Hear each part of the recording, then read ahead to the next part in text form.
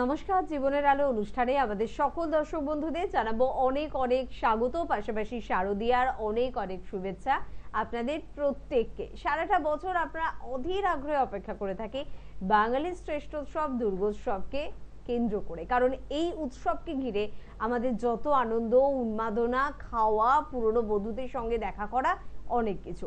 পাশাপাশি পুজোকে কেন্দ্র করেও কিন্তু থাকে আমাদের প্রচুর নিয়ম নিষ্ঠা, কারণ আমরা কিন্তু আধ্যাত্মিক চেতনা, নিয়ম নিষ্ঠা, আচার বিধি মেনে কিন্তু পুজো করতে পছন্দ করি। আমরা জানি যে পুজোতে বিন্দু মাত্র যাতে কোনো নিয়মের কোনো ত্রুটি না হয়, প্রত্যেকটি নিয়ম যেন সঠিকভাবে মেনে যেন পুজো আচরা করা হয়। জীবনের আলো আমাদের অনুষ্ঠান, সেই অনুষ্ঠান যে অনুষ্ঠানের মধ্যে আমরা প্রত্যেকটি বিষয়ে আলোচনা করার প্রচেষ্টা আপনাদের জন্য করি, আপনাদের প্রত্যেকটা দিক পরিষ্কারভাবে সুন্দরভাবে বোঝানোর চেষ্টা আমরা কিন্তু করে থাকি। আমরা জানি যে পুজোতে নবপত্রিকা একটি বিশেষ অধ্যায়, একটি বিশেষ নিয়ম, যে নিয়মটি কিন্তু আমাদের পালন করতে হয়। নবপত্রিকা মানে 9টা পাতা। সত্যি এখানে কি 9টা পাতার ব্যবহার করা হয়, নাকি 9টা উদ্ভিদ ব্যবহার করা হয়? কি প্রয়োজনীয়তা নবপত্রিকার, ভূমিকা কি পুজোতে এই নবপত্রিকার, প্রত্যেকটি বিষয়ে আজকে পুঙ্খানুপুঙ্খভাবে আপনাদের জন্য কিন্তু আমরা আলোচনা করব। আর অবশ্যই অনুষ্ঠানটি সেই মানুষটির, যে মানুষটি এই পুঙ্খানুপুঙ্খ আলোচনা করতে পছন্দ করেন, একেবারে নিপুণভাবে আপনাদের বিষয়টি বোঝাতেও পছন্দ করেন এবং জন্মছক বিচার করতেও পছন্দ করেন এবং আমাদের জীবনের সমস্যা থেকে আমাদের রেহাই দিতেও পছন্দ করেন। মানুষটি অন্য কেউ নন, পিএইচডি ইন অ্যাস্ট্রো, হস্তরেখাবিদ, spiritual guide doctor Gautam Shastri. প্রথমে তাকে জানাবো অনেক অনেক ধন্যবাদ এবং স্বাগত। নমস্কার, সকলকে শারদীয়ার শুভেচ্ছা জানাই। সকলে ভালো থাকবেন এবং আগামী দিনগুলো প্রত্যেকের যাতে ভালো যায় এই শুভকামনা থাকবে।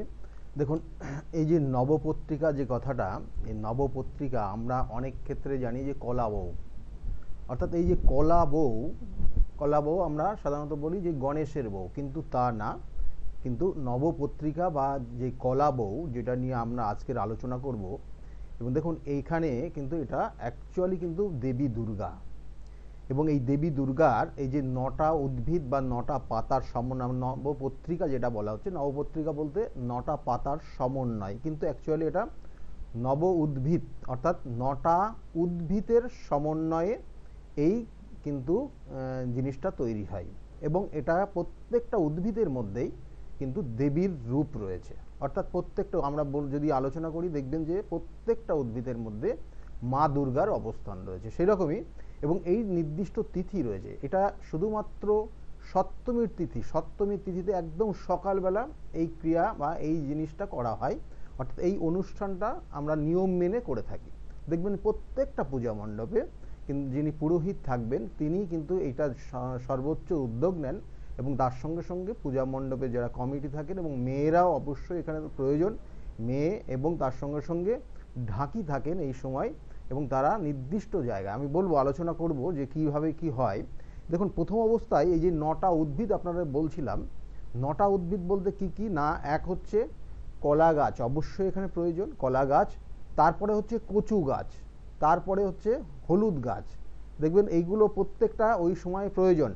এবং তারপরে বলছে জয়ন্তী গাছ, অনেকেই জানেন জয়ন্তী গাছ, তারপরে হচ্ছে বিল্ল গাছ অর্থাৎ বেল গাছ, তারপরে যেটা হচ্ছে ডালিম গাছ, আপনারা জানেন ডালিম গাছ, বা এটা কেন বলা হচ্ছে দাড়িম্ব, আর অশোক গাছ, আর মানকচু গাছ, অর্থাৎ মানকচু গাছ চেনেন অনেকে, আর একটা ধান গাছ। এই 9টা গাছকে বা 9টা উদ্ভিদকে সমন্বয় করে খুব সুন্দর করে কিন্তু সেটা তাকে সাজিয়ে এবং লাল পাড় কাপড় পরিয়ে তাকে কিন্তু সেই দেবীর কিন্তু ডান দিকে রাখা হয়, এবং সেটা ডান দিকে রাখা হয় ঠিকই, কিন্তু গণেশের কিন্তু একদম পাশে রাখা হয়, এবং একটা কাঠের কিন্তু কোনো একটা বসার কোনো জায়গা বা বলা হয় কাঠের সিংহাসন, সেই কাঠের সিংহাসনে বসিয়ে সেটাকে পুজো করা হয়। এবং এই যে বললাম 9টা উদ্ভিদ, এবং 9টা উদ্ভিদের মধ্যে কিন্তু প্রথম অবস্থায় বলছি কলা গাছ, কলা গাছের মধ্যে কি থাকে বলছে, এই যে এখানে অ্যাকচুয়ালি বলা হচ্ছে কদলী গাছ, অর্থাৎ কদলী গাছের অধিষ্ঠাত্রী দেবী হচ্ছেন ব্রাহ্মণী, অর্থাৎ সেটা কিন্তু সেখানে কিন্তু মাতা অর্থাৎ দেবীরই কিন্তু রূপ, অর্থাৎ এই দেবীর রূপ ব্রাহ্মণী রূপ। এবং তার সঙ্গে সঙ্গে বলছে কচু গাছ, কচু গাছের যে অধিষ্ঠাত্রী দেবী বলা হয়, কচু গাছের অধিষ্ঠাত্রী দেবী হচ্ছে কালিকা, কালিকা অর্থাৎ আমরা কালী তা মা কালীর আমরা নাম শুনেছি, আমরা পুজো করি এবং আগামী দিন সেটা বিশেষ একটা সমারোহ আসছে, দিন আসছে। দেখুন এখানেও কিন্তু সেটা মা দুর্গারই একটা রূপের অবস্থান রয়েছে। এবং তারপরে বলছে হলুদ গাছ। হলুদ গাছে কি থাকে না, হলুদ গাছে বলছে মাতা কি না উমা, মাতা উমা দেবীর অবস্থান রয়েছে হলুদ গাছে। এবং তারপরে যেটা বলছে জয়ন্তী গাছে কি থাকছে না, জয়ন্তী গাছে বলছে কার্তিকী, অর্থাৎ মাতা কার্তিকের মা, অর্থাৎ এখানে কিন্তু সেই কার্তিকী মা তার অবস্থান রয়েছে। এবং এর সঙ্গে বলছে বিল্ল গাছ, বেল গাছে শিবা, অর্থাৎ শিবা হচ্ছে মা দুর্গার আর এক নাম। মা অর্থাৎ এখানে বলছে সেই শিবার অবস্থান রয়েছে বেল গাছে। তারপরে কি বলছে ডালিম গাছ, ডালিম গাছে কি থাকে না রক্তদন্তিকার অবস্থান রয়েছে মাতা, অর্থাৎ সেটাও কিন্তু মা দুর্গার আর এক নাম।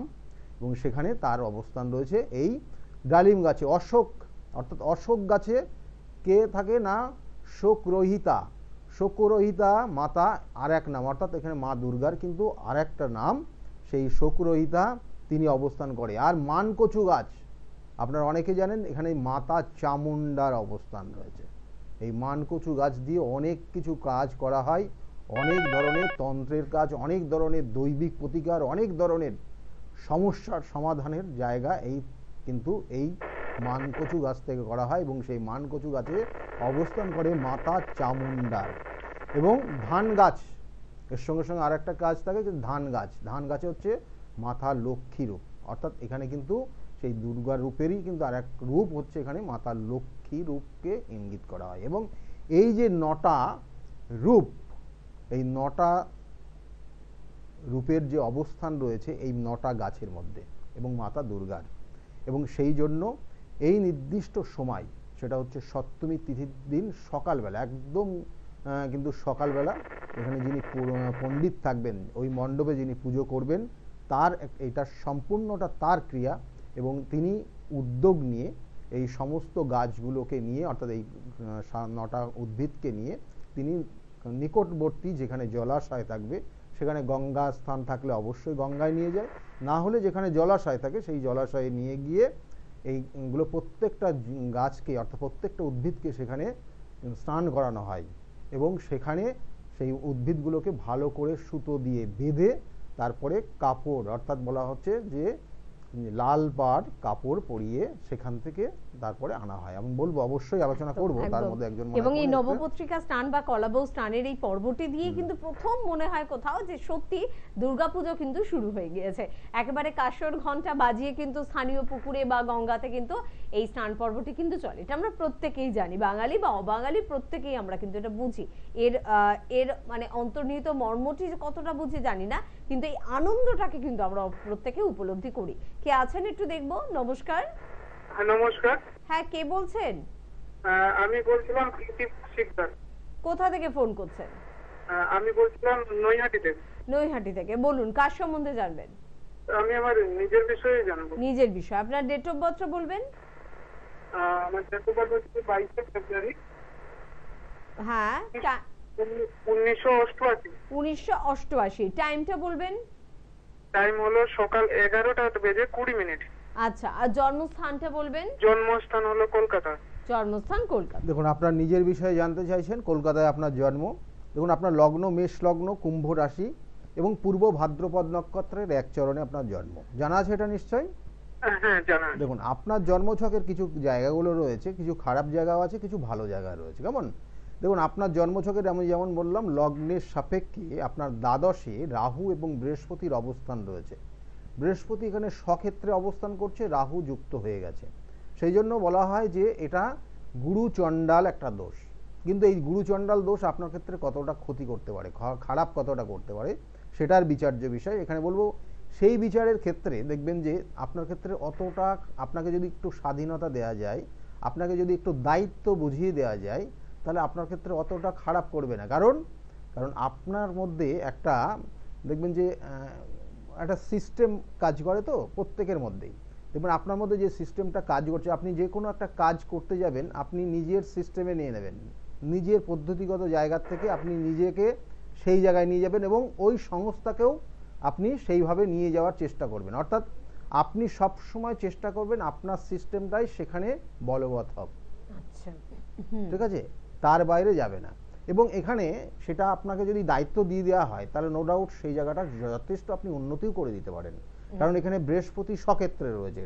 যদি রাহু যদি অবস্থান করতো, রাহুর পাওয়ার যদি বেড়ে যেত তাহলে কিন্তু সেই জায়গাটা হতো না, কিন্তু এখানে বৃহস্পতির পাওয়ার রয়েছে বলে সেই জন্য বলা হয় যে এক্ষেত্রে এই গুরু চণ্ডাল দোষের ক্ষেত্রে এই সকল জাতক জাতিকা যে জায়গায় যাবে তাদের যথেষ্ট উন্নতি করে দেয় যদি তাকে দায়িত্ব দেওয়া যায়।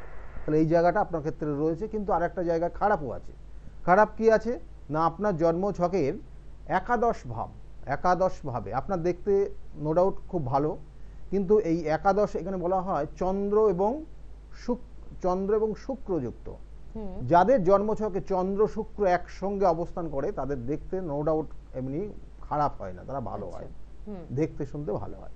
কিন্তু এরা প্রতারিত হয়ে যায়, অর্থাৎ ছেলে হলে মেয়েদের দ্বারা প্রতারিত হয়, মেয়ে হলে ছেলের দ্বারা প্রতারিত হয়ে যায়। তাহলে সেক্ষেত্রে সাবধানে চলতে হবে। কোনো কোনো সময় আপনাকে এমনভাবে ব্ল্যাকমেল করতে পারে তাতে আইনি সমস্যা পর্যন্ত জড়িয়ে দিতে পারে। তাহলে সেই জায়গাগুলো আপনাকে সতর্কভাবে চলবেন। আর জন্মছকের আর একটা জায়গা রয়েছে, কারণ আপনার ষষ্ঠ ভাব, যেমন একাদশে বললাম রাহু, এই দ্বাদশে আপনার রাহু অবস্থান রয়েছে এবং ঠিক তার 180 ডিগ্রি অ্যাঙ্গেলে আপনার ষষ্ঠ ভাবে কিন্তু সেখানে কেতু অবস্থান করছে। তাই কেতু সাধারণত আমাদের কি দেয় না, গুপ্ত শত্রু দিয়ে দেয়। তাহলে গুপ্ত শত্রুর কারণে আপনার ক্ষেত্রে কিছু সমস্যা আসতে পারে। তাহলে সেই জায়গাগুলো সতর্ক থাকবেন আর মাথা গরম কম করবেন। ঠিক আছে, বেশ। এই কটা জিনিস। বলছি দাদা, একটা কথা ছিল, আমি বলছি যে আমার কি মাঙ্গলিক দোষ বলে কিছু আছে? হ্যাঁ, আপনার অষ্টম মঙ্গল এবং অষ্টমপতি অষ্টমে অবস্থান করছে, এখানে জলরাশি, এবং আপনার জন্মছক হচ্ছে যেহেতু মেষ লগ্নের সাপেক্ষে লগ্নপতি মঙ্গল সেই অষ্টমে গিয়ে অবস্থান করছে। বুঝতে পেরেছেন এই যে জায়গাটা, তার কারণে মাঙ্গলিকের দোষ আমরা বলি না, সপ্তম অষ্টম এবং লগ্ন চতুর্থ দ্বাদশ মঙ্গল অবস্থান করলে মাঙ্গলিক হয়। আপনার ক্ষেত্রে মাঙ্গলিক বিষয়টা রয়েছে কিন্তু তার প্রভাবটা একটু কম। আচ্ছা, মানে মাঙ্গলিক দোষ খণ্ডন করার সেরকম কোনো প্রয়োজনীয়তা নেই। সেই ক্ষেত্রে সব ক্ষেত্রে প্রয়োজন হয়, এবং এটার জন্যই আমি বারবার বলি যে বিবাহের আগে জটুক বিচারটা মাস্ট। আপনার ক্ষেত্রে আপনার যিনি হচ্ছেন, যেটা বলা হয় যে আগামী দিনে আপনার বিবাহের সময় দেখা গেল আপনার কার সঙ্গে বিবাহ হচ্ছে তার জটুক, অর্থাৎ তার যে জন্মছকের কানেকশন কম্বিনেশন কি আসছে, এই কম্বিনেশনটা খুব গুরুত্বপূর্ণ। যে আমরা বলি না যে অষ্টকূটের বিচার, অষ্টকূটের একটা বিচার হয়, আর কম্বিনেশনটা কিন্তু দুটো আলাদা। দুটো জন্মছকের কম্বিনেশন আর অষ্টকূটের বিচার, এই দুটো টোটালটা ডিফারেন্ট, এবং তার কারণে কিন্তু আপনার আগামী দিনে জীবনযাপন কেমন হবে এবং আপনার যে লাইফ পার্টনার থাকবে তার সঙ্গে কতটা সুসম্পর্ক থাকবে এগুলো ডিপেন্ড করে কম্বিনেশনের উপর। বেশ, মনোযোগ সহকারে আপনি শুনলেন এবং যে কথাগুলো বললেন সেগুলো আপনার সাথে মিলল কি? হ্যাঁ, একদমই। আচ্ছা, বেশ। আর তাহলে বিয়ে কি হয়েছে? নালে কিন্তু বিয়ের আগে একটু জটক বিচারের প্রয়োজনীয়তা রয়েছে। না, বিয়ে হয়েছে কিন্তু ওই সমস্যা চলছে, প্রবলেম চলছে। আচ্ছা আচ্ছা, একটু প্রবলেম চলছে, তার মানে বিয়ের আগে জটক বিচারের কথা ভাবনা চিন্তা করা হয়নি বোধহয়। না না, এই জায়গাটা আমরা অনেকেই মিস করে যাই, এখনো মিস করছি, হয় বেশিরভাগ বিগত দিনে অনেকেই মিস করতে। এখন কি কিছু করা যাবে না দাদা? এগুলো প্রতিকার প্রতিবিধান করলে অবশ্যই, আমি তো বলি অবশ্যই ঠিক হবে, এবং প্রচুর মানুষ তাদের আজকে ভালো জায়গায় আছে। তারা মানে একদম আমি নৈহাটি থেকে বলছিলাম, তো আমি মানে কাছাকাছি দাদা কোথায় চেম্বার পাবো? কাঁচরাপাড়াটা তো বোধহয় সবথেকে কাছে হবে, আপনি কাঁচরাপাড়াতেই যোগাযোগ করতে পারেন। বেশ, যোগাযোগ একবার করুন। এই যে দাদার অনুষ্ঠান আপনি দেখেন, দাদাকে ভালো লাগে, তার কারণটা কি বলুন তো? মানুষ দাদার কাছ থেকে উপকৃত, যে মানুষটার কাছ থেকে আমরা উপকৃত সেই মানুষটার নাম কিন্তু চারিদিকে ছড়াবেই, এটা কোনোদিন কেউ কিন্তু আটকে রাখতে পারে না। তাই তাদের জীবনে উপকার হয়েছে বলে আমরা দাদাকে চিনেছি, এবং আপনিও যদি আপনার জীবনের উপকারটাকে নিয়ে আসতে পারেন ওনার সান্নিধ্যে এসে, তাহলে দেখবেন আপনার থেকে আরো 10 জন কিন্তু ওনার সম্বন্ধে জানতে চাইবেন বা জানতে পারবেন। তাই সেক্ষেত্রে বলবো চাইলে যোগাযোগ অবশ্যই করতে পারেন, তবে জন্মছকে মাঙ্গলিক দোষ হালকা হোক বা গভীর হোক, বিয়ের আগে জটক বিচারটা করার প্রয়োজনীয়তা রয়েছে। বিবাহের আগে জটক বিচার, দেখুন আপনারা হয়তো অনেক অর্থ ব্যয় করে ধুমধাম করে আনন্দের সঙ্গে আপনার একটা সম্পর্ক স্থাপন করবেন এবং একটা অনুষ্ঠান করবেন ঠিকই, কিন্তু খুব সামান্য অর্থের বিনিময়ে আপনার কিন্তু জটক বিচারটা অবশ্যই করণীয়।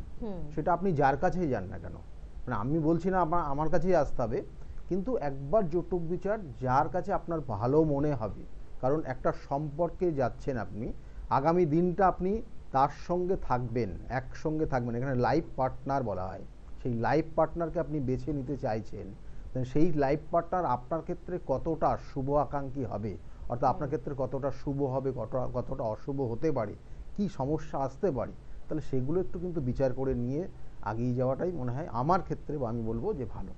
একদম, কারণ এটা দেখুন প্রমাণিত সত্য, উনি কিন্তু নিজেও বললেন যে খুঁটিনাটি সমস্যা কিন্তু অলরেডি শুরু হয়ে গিয়েছে এবং তার সমাধানটা আপনি চান। এটা যদি বিয়ের আগে ভাবতেন তাহলে বোধহয় বিবাহিত জীবনে কোনো খুঁটিনাটি আসতো না। এমনি হাজবেন্ড ওয়াইফের মধ্যে সবসময় তো একটু তুতু মায়মায় চলে, কিন্তু সেটা যেন গভীর কোনো ক্ষত তৈরি করতে না পারে। যাই হোক, আমরা নবপত্রিকা নিয়ে শুনছিলাম, আবার শুনবো, কারণ এখানেও কিন্তু আজকের যে আলোচনার মধ্যে অবশ্যই যদি সময় থাকে বলবো, কারণ শিব এবং পার্বতী তাদেরও বিবাহ হয়েছিল, এবং শিব পার্বতী তারা কৈলাসে একটা সময় অবসর সময় কাটাচ্ছিল, তখন তাদের মধ্যেও একটা কথোপকথন হয়েছিল, এবং সেই কথোপকথন আমি কিন্তু তুলে ধরার চেষ্টা করব কি আলোচনা হয়েছিল সেখানে, এবং সেই আলোচনাটা যদি সম্ভব হয় সময় থাকে অবশ্যই বলবো।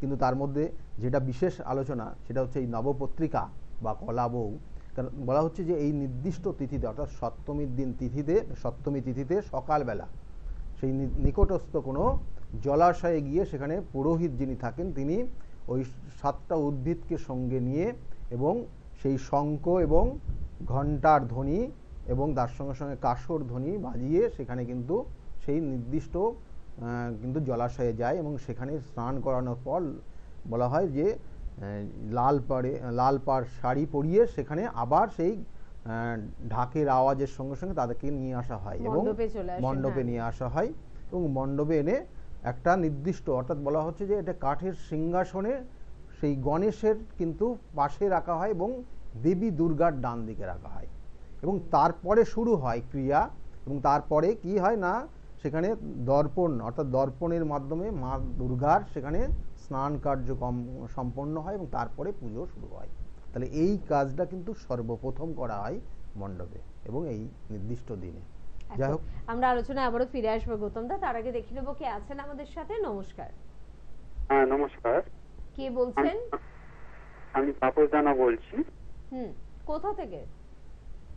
আমি বাগনান থেকে বলছি। আচ্ছা বলুন, কার সম্বন্ধে জানবেন? আমার নিজের সম্বন্ধে জানবো। ডেট অফ বার্থ বলুন। 22/5/1981। 22/5/81। টাইমটা বলবেন? 5টা 25। কখন? সন্ধ্যা। আর জন্মস্থান কোথায়? বাগনান। বাগনান থেকে আপনি বলছেন, আপনার নিজের বিষয়ে জানতে চাইছেন তাই তো? হ্যাঁ হ্যাঁ হ্যাঁ, নিজের বিষয়ে জানতে চাইছেন। দেখুন, আপনার লগ্ন হচ্ছে তুলা লগ্ন, ধনু রাশি এবং পূর্বাষাঢ়া নক্ষত্রের এক চরণে আপনার জন্ম। জানা আছে এটা? না ওটা জানা নেই। জানা নেই, যে এটা লিখে রাখুন, এগুলো কিন্তু অনেক ক্ষেত্রে লাগে। কেমন? এই যে 81-এ আপনার জন্ম হয়েছে, দেখুন 81-এ আপনার জন্ম হয়েছে, জন্ম ছকের যে কানেকশনগুলো দিচ্ছে তাতে আপনার রাগ মাথা গরম যথেষ্ট রয়েছে। হ্যাঁ, এবং এই যে বলা হচ্ছে এই ক্ষেত্রে বৈবাহিক জীবনেও কিন্তু মাঝে মধ্যেই সমস্যা চরম জায়গা তৈরি হবে। বিবাহ হয়েছে? বিবাহ হয়েছে, যে মাঝে মধ্যে চরম জায়গার সমস্যা তৈরি হবে এবং কোনো কোনো ক্ষেত্রে আপনি অপবাদের শিকার হবেন। বুঝতে পেরেছেন? হয়েছেন, সেটাও হয়েছেন। ওকে, মানে জন্মছক কিভাবে বলে দিতে পারেন আমাদের সম্বন্ধে, মানে যে কাজটা করেননি তার দায়ভার। গান শিখেছেন আপনি?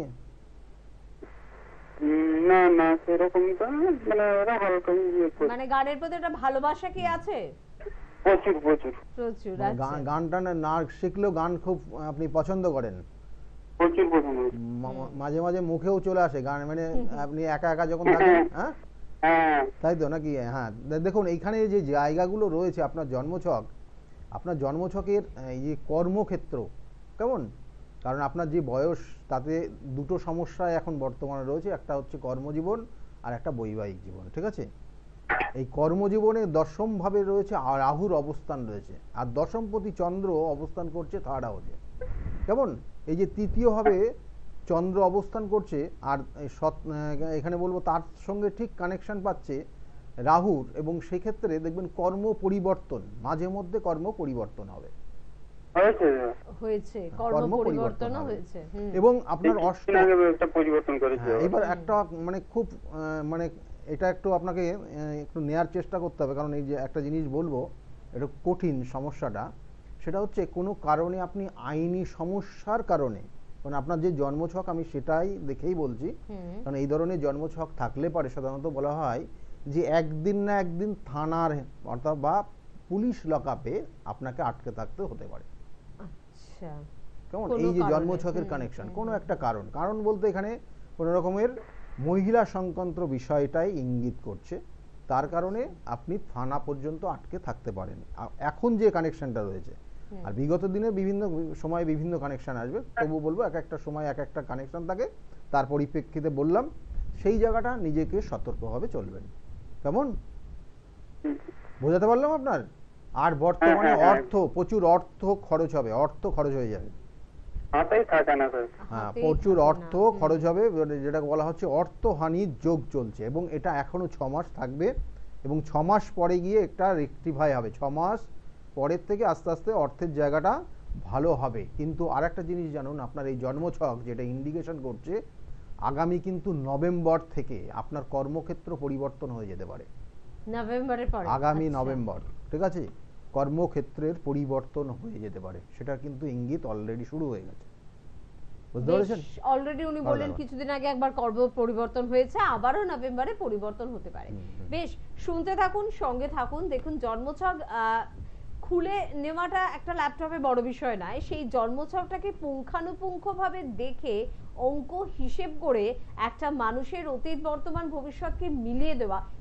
বর্তমান মানে ভবিষ্যৎ হয়তো আমরা জানি না, যখন অতীত এবং বর্তমানটা মিলে যায় আন্দাজ করতে পারি ভবিষ্যৎটা নিশ্চয়ই মিলবে।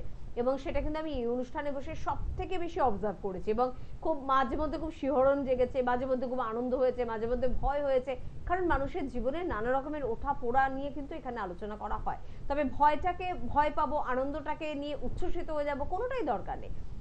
আপনি শুধু সবটাকে ব্যালেন্স করে চলার চেষ্টা করুন, আনন্দটা যেন আপনার জীবনে থাকে, আর ভয় বা খারাপ দিকটাকে যাতে কিছুটা হলেও আপনি প্রতিহত করতে পারেন। এবং তার জন্য কিন্তু যোগাযোগ করতে হবে, স্ক্রিনে দেওয়া নাম্বারে ফোন করতে হবে, কাছাকাছি চেম্বারে কিন্তু পৌঁছে যেতে হবে। চেম্বার সম্পর্কে আমি বলবো, তবে তার আগে যে বিষয়টাই ছিলাম সেদিকটা আরেকটুখানি শুনবো। দেখুন, নিশ্চয়ই বলবো, তার আগে আরেকটা জিনিস আমি বললাম যে কর্ম পরিবর্তন, এই যে অনুষ্ঠানের মধ্যে হ্যাঁ কর্ম পরিবর্তন হয়ে যাবে। একটা জিনিস মাথায় রাখতে হবে, যে এই যে কানেকশনটা আসছে, তাতে কিন্তু কর্ম পরিবর্তন নিজের থেকে করবে, যে না আমার এটা ভালো লাগছে না, এর থেকে হয়তো বেটার কিছু পাবো, হ্যাঁ এখানে ছেড়ে দিলে।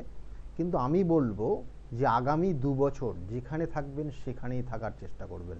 আচ্ছা, সেটা ভালো না? তার জন্য আপনার ভালো। আপনি যদি নিজের থেকে ছেড়ে চলে যান বা কোনো কর্ম পরিবর্তন করতে যান বা করে ফেলেন, তাহলে কিন্তু আগামী 2 বছর আপনি সঠিক কর্ম পাবেন না। আপনার ক্ষেত্রে প্রচুর কষ্টের মধ্য দিয়ে আপনাকে আগামী 2 বছর সহ্য করতে হবে। সেক্ষেত্রে আপনার যে দশাটা চলছে এবং অন্তর্দশা চলছে, আপনার ক্ষেত্রে খুব মারাত্মক জায়গা রয়েছে। সেই জন্য যেখানে আপনি কর্ম করছেন সেখানেই থাকার চেষ্টা করবেন, কারণ আপনার মধ্যে জেদ কাজ করবে, সেই জেদটাকে আপনি কিন্তু প্রায়োরিটি দেবেন না, তাতে আপনার ক্ষেত্রে সমস্যা আসতে পারে।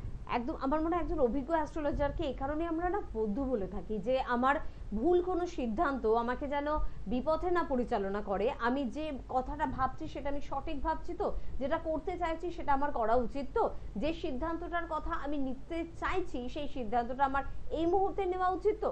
এই প্রত্যেকটি পদক্ষেপে একজন অভিজ্ঞ অ্যাস্ট্রোলজারই কিন্তু আপনাকে সঠিক সিদ্ধান্তটা দিতে পারে, আপনাকে জানান দিতে পারে। আর সেই কারণেই আমার মনে হয় একজন অভিজ্ঞ অ্যাস্ট্রোলজারের থেকে ভালো বন্ধু আমাদের কারোর কিন্তু হতে পারে না। তাই আপনার জীবনে আপনার প্রত্যেকবারের কোনো বড় ডিসিশন নেওয়ার আগে একজন অভিজ্ঞ অ্যাস্ট্রোলজারের পরামর্শ নিন, তার পরামর্শ অনুযায়ী চলুন, সেটা আপনার জন্য ভালো, আপনার পরিবারের মানুষগুলোর জন্য কিন্তু ভীষণ ভালো।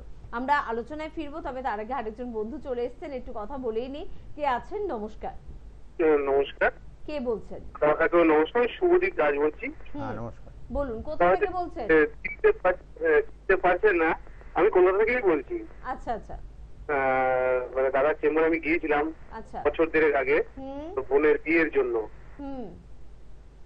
বোনের বিয়ের জন্য গিয়েছিলাম, কিন্তু মানে কি বলবো, দাদা যে আমার কিভাবে কি যে উপকার করেছে বলে মানে ভাষাতে বোঝাতে পারবো না।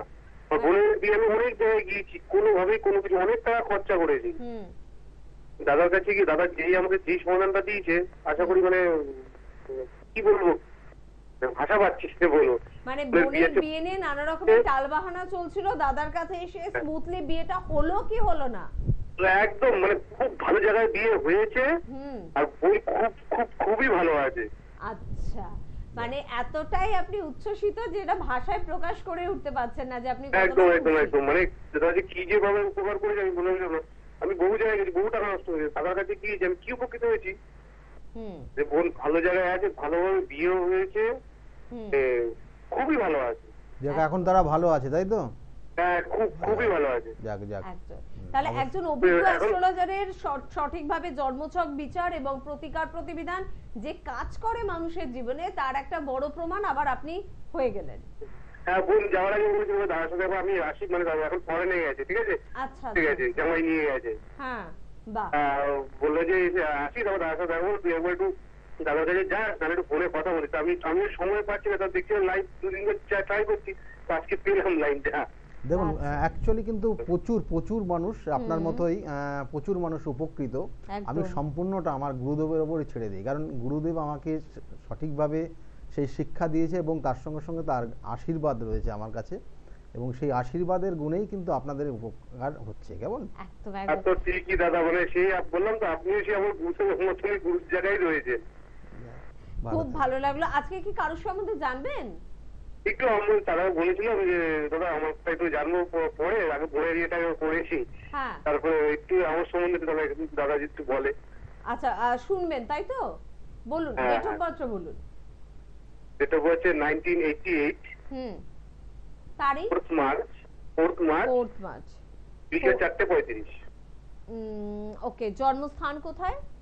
কলকাতায়। কলকাতাতে। 4:35 হুম হুম হুম। 4th মার্চ তাই তো? হ্যাঁ হ্যাঁ হ্যাঁ। দেখুন আপনার ক্ষেত্রে আপনার জন্মছকের যে কানেকশনগুলো পাচ্ছে, কয়েকটা জিনিস বলি। লগ্ন সিংহ লগ্ন আপনার, আর বৃষ রাশি কৃত্তিকা নক্ষত্রের 4র্থ চরণে আপনার জন্ম। কেমন? এই জন্মছকের হুম কয়েকটা জিনিস আপনার দেখুন, রাহু অবস্থান করছে লগ্নে।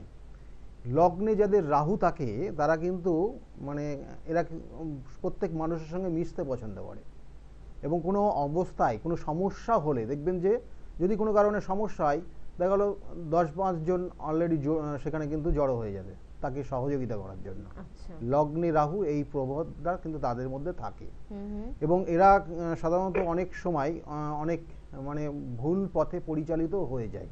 হুম। এটা জানতে হবে, কারণ এই ভুল পথে পরিচালিত হয় একমাত্র কারণ যদি লগ্নপতি কোনো রকমের রেট্রোগেট, তারপরে কোনো কারণে দেখা গেলো কম্বাস্ট, তারপরে দেখা গেলো কোনো কারণে নিচস্থ হয়, তাহলে কিন্তু সমস্যাটা হয় তার নিজের। কিন্তু তবুও বলবো সেই ভুল পথে পরিচালিত হলেও তার সমস্যা হলে হয়তো 10-5 জন সঙ্গে পেয়ে যাবে। কেমন? এই জায়গাগুলো থাকে। কিন্তু আপনার জন্মছকের আর একটা জায়গা রয়েছে, আপনার সপ্তম ভাব, লগ্নের সাপেক্ষে সপ্তম ভাবে অবস্থান করছে বৃহস্পতি, বুধ, রবি এবং কেতু, আর ওই রাহু দৃষ্ট হয়ে আছে।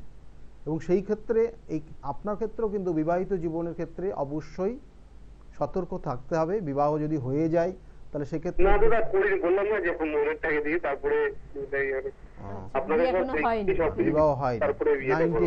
98-এ আপনার জন্ম, বিবাহ হয়নি, কিন্তু বিবাহের ক্ষেত্রে অবশ্যই যৌতুক বিচার করবেন। কারণ আমি স্যার আজকে 98 না স্যার 88। সরি আচ্ছা। আমরা 98 করেছি, 88 হ্যাঁ। 1988 88 4th মার্চ তাই তো? হ্যাঁ হ্যাঁ হ্যাঁ হ্যাঁ, স্যার। 1988। দেখুন তাহলে আপনার জন্মছকের যে কানেকশনগুলো একবার বলে দিই। লগ্ন সিংহ লগ্ন, সিংহ হ্যাঁ, রাশি আপনার, এবং পূর্ব ফাল্গুনী নক্ষত্রে জন্ম আপনার, ঠিক আছে? এখানে আচ্ছা, আচ্ছা। কিন্তু রাহুর অবস্থান থাকলো না, এখানে আপনার লগ্নে রয়েছে চন্দ্র, এবং লগন চাঁদা বলা হয়। এই লগন চাঁদা জাতক জাতিকেরা যাদের সঙ্গে থাকে তাদের উন্নতি করে। আচ্ছা। ছোটবেলায় বাবা মায়ের উন্নতি হয়েছে, জন্মগ্রহণের পর বাবা মায়ের উন্নতি হয়েছে, নো ডাউট, এবং যাদের সঙ্গে সাথ দেবে তাদের উন্নতি হবে। কিন্তু এখানেও বলবো সপ্তমে রবি অবস্থান করছে, এবং সেই ভাবটা হচ্ছে শনির ভাব, সেই রবি অবস্থান করছে এইখানে, কিন্তু বিবাহিত জীবনে বাধা বিপত্তি আসবে, বিবাহের ক্ষেত্রে বাধা আসবে, একটা জিনিস মাথায় রাখতে হবে। এবং তার সঙ্গে সঙ্গে জন্মছকের পঞ্চম ভাবে শনি এবং মঙ্গলের অবস্থান রয়েছে। এটা খুব ইম্পর্টেন্ট আপনি একটা জিনিস, কারণ আপনার ক্ষেত্রে এই সমস্যা হতে পারে কি না, পঞ্চম ভাব পীড়িত হলে প্রেম ভালোবাসার ক্ষেত্র হয়তো কাউকে আপনি পছন্দ করবেন, কিন্তু একটা সময় সে কিন্তু ভুল বুঝে সরে যাবে, আপনার জীবনে। দাদা ঠিকই বলেছেন, রিলেশন নেই তার সাথে আমার এখন। ও এটা আচ্ছা নিয়ে অনেকটা অশান্তি চলছে। হ্যাঁ আচ্ছা, এটা মানে হয়েছে। কোনোভাবে কোনো পছন্দ হচ্ছে, কিন্তু সেইভাবে কোনো দিক থেকে কোনো দিক দিয়ে ব্যাগটা ঘটে যাচ্ছে। হুম, কারণ এই পঞ্চম ভাব বলা হচ্ছে এটাকে 20 যোগ। হুম, এগুলো প্রতিকার প্রতিবিধান অবশ্যই নির্দিষ্ট তিথি নক্ষত্র দেখে প্রতিকার প্রতিবিধান করলে এগুলো অবশ্যই ঠিক হবে এবং আগামী দিন আপনার ভালোই হবে, কেমন, খারাপ নেই, অত আচ্ছা, দুশ্চিন্তা আচ্ছা। করে লাভ নেই। এই যে আমরা অলরেডি আমরা একটা নির্দিষ্ট উৎসবের মধ্যে দিয়ে আমরা পার করছি, কোনো চিন্তা অত করে লাভ নেই। কিন্তু আপনার দ্বিতীয় ভাব একটা জানুন, আপনার চোখ কান নাক গলা নিয়ে মাঝে মধ্যে সমস্যা আসতে পারে।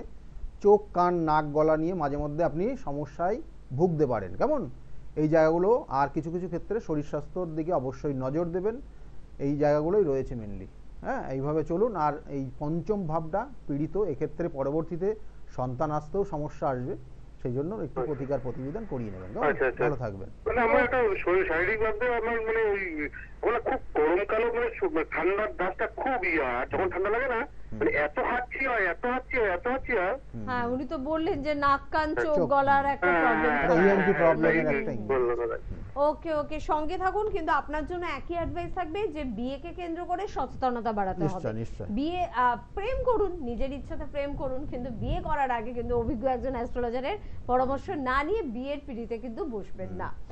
যাই হোক, আমরা নবপত্রিকা নিয়ে আজকে আলোচনা করছি। আরো কিছু ইম্পর্টেন্ট দিক কি রয়েছে নবপত্রিকা? নিশ্চয়, নবপত্রিকা তারপরে বললাম যেমন ওই তারপরে দেবী দুর্গার যেমন দর্পণের মাধ্যমে সেখানে স্নান করানো হয়, তারপরে কিন্তু যে ক্রিয়াগুলো শুরু করা হয়, অর্থাৎ এই নবপত্রিকার সর্বপ্রথম এই প্রবেশ মুখে এটা কি বলা হয়, তখন চামুণ্ডার আহ্বান করা হয়, মাতা চামুণ্ডার আহ্বান করা হয় এবং সেখানে একটা নির্দিষ্ট সময় ধরে মাতা চামুণ্ডা অর্থাৎ দেবী দুর্গাকে জাগ্রত করা হয় এবং তারপরে কিন্তু শুরু হয় সপ্তমীর পুজো এবং তারপরে কিন্তু অন্যান্য পুজো নির্দিষ্ট তিথি থেকে করা হয়।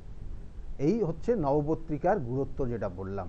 কিন্তু এই যে নবপত্রিকা এবং এখানে যে মাতা দুর্গা এবং শিবের এই যে আজকের আলোচনার মধ্যে অনেকের ক্ষেত্রে বিবাহের ব্যাপারটা নিয়ে আলোচনা চলছে এবং সেখানে হাজব্যান্ড ওয়াইফ বা লাইফ পার্টনারের এখানেও কিন্তু ওই যে নবপত্রিকা বা এখানে যে এই যে আমরা আলোচনা রয়েছে দেবী দুর্গা এবং এখানে শিব এবং পার্বতী, অর্থাৎ দেবী দুর্গার অ্যাকচুয়ালি কিন্তু পার্বতীরই একটা রূপ এবং সেখানে বিভিন্ন তার কাহিনী রয়েছে, সেগুলো নিয়ে আমি আসছি না। কিন্তু এখানে বলবো যে পার্বতী এবং তার সঙ্গে সঙ্গে মাতা পার্বতী এবং শিবের সঙ্গে মানে এক জায়গায় বসে যে কথা হয়েছিল, মানে যেটা আমরা বিভিন্ন তথ্য থেকে পাই, বিভিন্ন কাহিনীর থেকে পাই, তাহলে সেখানে বলছে মা দুর্গা অর্থাৎ মাতা দুর্গা বা পার্বতী, অ্যাকচুয়ালি পার্বতী বলতে হবে এখানে, বলছে মাতা পার্বতী জানতে চেয়েছিলেন শিবের কাছে, অর্থাৎ শিবের কাছে জানতে চেয়েছিলেন যে একজন মানুষ বড় পূর্ণ মানুষ কিভাবে হতে পারে, অর্থাৎ একজন ব্যক্তিত্ব তার মধ্যে পূর্ণতা থাকতে পারে, পূর্ণ অর্থাৎ সে পাপ করেনি এইরকম, অর্থাৎ পূর্ণ হওয়া, তাহলে তার মধ্যে কখন সেটা বিরাজ করবে। তা শিব তখন বলেছিলেন যে সে যদি সর্বদাই অনেস্ট থাকে, কিন্তু এই অ্যাকচুয়ালি আমাদের মধ্যে সেইভাবে তো এখন আর দেখতে পারবো না, কারণ আমরা যে যুগের মধ্যে দিয়ে প্রবাহিত হচ্ছি, যে যুগের মধ্যে দিয়ে চলছি, বলছে সে যদি সর্বদাই অনেস্ট সৎ থাকে, সে সৎ কর্ম, সৎ বিষয় ভাবনা এবং সৎ কাজ করা এবং কোনো অসৎকে প্রশ্রয় না দেওয়া যদি সে করতে পারে, তাহলে সে পূর্ণতা লাভ পাবে। তার এটা একটা কিন্তু তিনি বলেছিলেন এবং এরপরেও আরো অন্যান্য কথা হয়েছিল, সেগুলো আলোচনা করব এবং তার মধ্যে মনে ফোনে তার আগে বন্ধু আছেন, কিন্তু বন্ধু আসার আগে মানে বন্ধুর সঙ্গে কথা বলার আগে চট করে একটু বলবো যে 9836410969 এই নাম্বারটি ভীষণ গুরুত্বপূর্ণ। যারা চাইছেন যে একজন অভিজ্ঞ অ্যাস্ট্রোলজারের পরামর্শই নিতে চাই, তাদের জন্য এই নাম্বারটি ইম্পর্টেন্ট। এই কারণে নাম্বারটি কিন্তু ডক্টর গৌতম শাস্ত্রীর নাম্বার, যে মানুষটি কিন্তু তার রিসার্চ ওয়ার্ক, তার আধ্যাত্মিকতা চেতনা, তার জন্মছক বিচার, তার অ্যাস্ট্রোলজিক্যাল জ্ঞান সবকিছুর মধ্যে দিয়ে মানুষের জীবনের একটা বদল আনতে পেরেছেন। সেই মানুষটির হাত ধরে আপনিও কিন্তু নতুন একটা জীবনকে উপহার হিসেবে পেতেই পারেন। তাই যোগাযোগ করতে হবে। এই যে অনেকে বলছেন কোথায় যোগাযোগ করব, কোন চেম্বারটি আমার বাড়ির কাছে, একটু নিজেদের বুঝে নিতে হবে। রবিবার দিন কাঁচরাপাড়ায় উনি থাকছেন, সোমবার দিন ব্যারাকপুর এবং শ্রীরামপুরে ওনার চেম্বার রয়েছে, মঙ্গলবার দিন কালীঘাট লেকমলের পিছনের চেম্বার রয়েছে, বুধবার হাওড়ার বন্ধুরা পাচ্ছেন, বৃহস্পতিবার কৃষ্ণনগর অর্থাৎ নদিয়ার বন্ধুরা পাচ্ছেন, শুক্রবার কলকাতার বন্ধুরা হাতিবাগান চেম্বারে কিন্তু পাচ্ছেন। অনলাইন কনসালটেন্সির মাধ্যমে যোগাযোগ করতে পারছেন। 7 দিন আগে আপনাদের কিন্তু নাম লেখাতে হবে বা কথা বলতে হবে, অ্যাপয়েন্টমেন্ট নিতে হবে। 7 দিন পর কিন্তু আপনারা অনলাইন কনসালটেন্সির মাধ্যমে নিজেদের জীবন সম্পর্কে পরিষ্কার একটি তথ্য পাবেন এবং তার সমস্যার সমাধানগুলো করার জন্য কি কি নিয়মাবলীর মধ্যে দিয়ে আপনাকে এগোতে হবে সেটাও কিন্তু আপনাকে বুঝিয়ে দেওয়া হবে। তবে আমাদের সঙ্গে বন্ধু আছেন, একটু কথা বলিয়ে নি। কে আছেন? নমস্কার। হ্যাঁ নমস্কার, আমি বাঁকুড়া থেকে বলছিলাম। বাঁকুড়া থেকে কার সম্বন্ধে জানবেন? নিজের সম্বন্ধে। ডেট অফ বার্থ শুনবো। ডেট অফ বার্থ হচ্ছে 16 নভেম্বর 1996।